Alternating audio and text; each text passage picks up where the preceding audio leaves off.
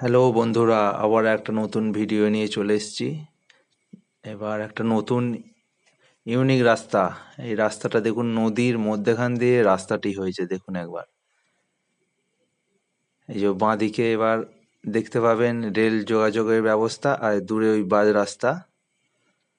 ডান দিকে মহিষ চড়ছে নদীর মধ্যেখান দিয়ে। রাস্তাটি কিন্তু খুব বিপজ্জনক। এই যে আমরা এখন আস্তে আস্তে এগোচ্ছি। এই রাস্তা দিয়ে কারা কারা গেছেন একটু কমেন্টে অবশ্যই জানাবেন। ঠিক আছে, এই যে আমরা এবার মেন রোডে উঠবো। খুব শর্টকাট রুট এটা।